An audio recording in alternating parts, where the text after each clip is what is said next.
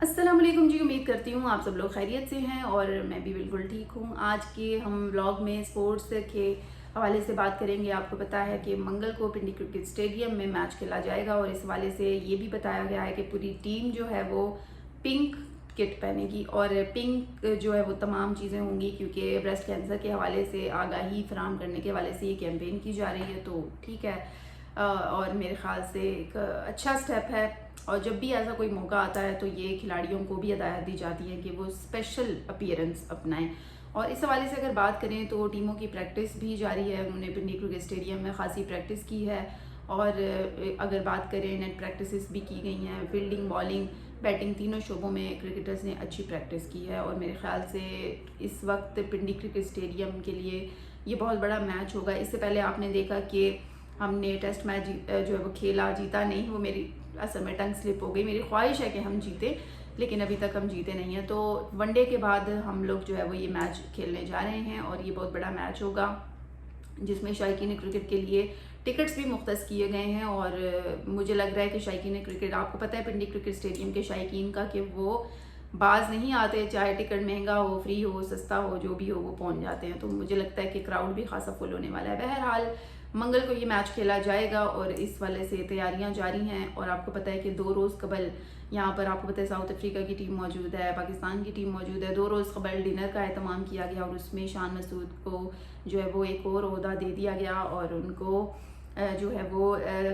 Consultant international cricket and players affair مقرر کر دیا گیا ہے، یعنی کہ مجھے لگتا ہے کہ یہ عہدہ ان کے لیے، چلیں کیا تنقید کریں، اب موجودہ وہ کیپٹن بھی ہیں اور انہیں ایک اور جو ہے وہ مل گیا عہدہ، تو اس حوالے سے اب دیکھتے ہیں کہ کیا چیزیں سامنے آتی ہیں، کس طرح سے وہ ایز اے کنسلٹنٹ کس طرح سے ثابت ہوتے ہیں۔ لیکن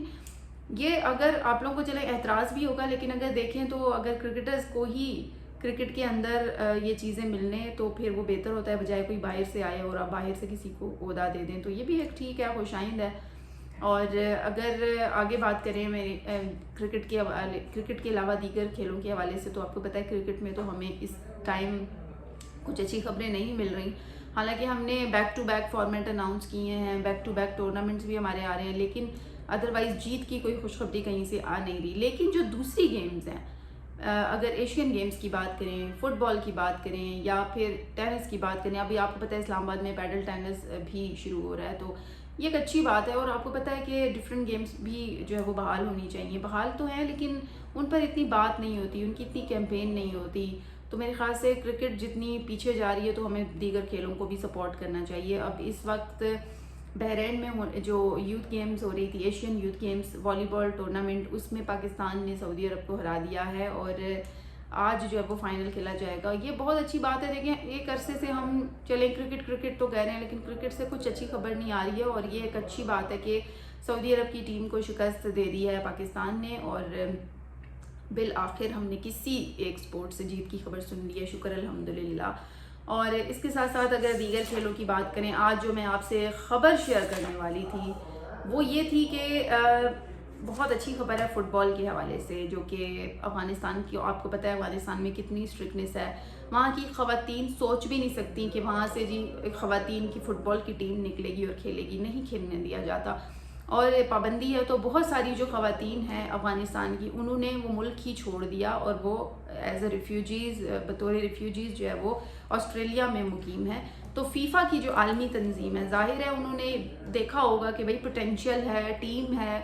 اور کھیلنا چاہتی ہیں، لیکن افغان اس طرح سے الاؤ نہیں کر رہے اور افغان طالبان کی اسٹرکٹ پالیسیز ہیں کہ جی انہوں نے تو کچھ کرنا نہیں ہے، تو فیفا کی عالمی تنظیم نے ایک خاص ایونٹ کا اہتمام کیا ہے، یعنی کہ ایک فرینڈلی میچ رکھا ہے، اس میں ایک افغان ٹیم کو شامل کیا گیا ہے جو کہ خواتین کی ٹیم ہوگی۔ اب یہ جو ہے وہ خواتین باہر یہ پناہ گزینوں کی زندگی گزار رہی تھی، ظاہر ہے افغانستان میں ریسٹرکشنز ہیں، اس طرح سے الاؤ نہیں کیا جاتا تو وہ وہاں پر رہ رہی تھی۔ اب پہلے اس ٹیم کا جو نام ہے افغان ریفیوجیز وومن ٹیم تھا، لیکن اب ریفیوجیز کا ورڈ ہٹا دیا گیا ہے کیونکہ اسپیسیفائڈ کرنا ہوتا ہے نا ایک چیز کو، تو وہ ایک اسپیسیفائی ہو جائے گا۔ اب اس ٹیم کا جو نام ہے وہ افغان ویمن یونائٹڈ ٹیم رکھا گیا ہے اور فیفا سے مشاورت کے بعد اس نام کو چینج کیا گیا، اب یہ نام جو ہے وہ چینج کیا گیا۔ پہلے یہ ٹورنامنٹ جو ہے وہ دبئی میں ہو رہا تھا، شیڈول تھا، لیکن اب یہ موروکو میں ہوگا اور اس ٹیم کی بنیاد اس لیے رکھی گئی ہے کیونکہ خواتین جو ہے وہ خواتین کے فٹ بال کھیلنے پر پابندیاں ہیں افغانستان میں. فٹ بال کیا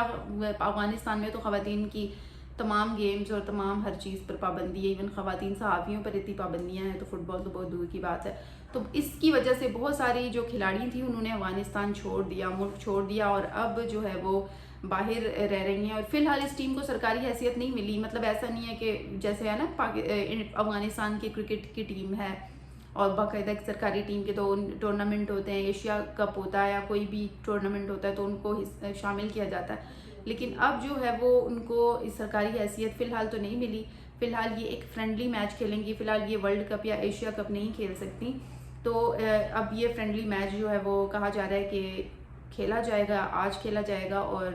طالبان نے ظاہر 2021 میں پابندی عائد کی تھی اور اب 2025 چل رہا ہے, تو میرے خیال سے یہ ایک خوش آئند قدم ہے. اور اس اگر ٹورنامنٹ کی بات کریں, یہ جو خواتین ہیں کل 25 خواتین ہیں اس میں شامل. یعنی آپ اندازہ لگائیں کہ 25 افغانی خواتین جو کھیلنا جانتی ہیں,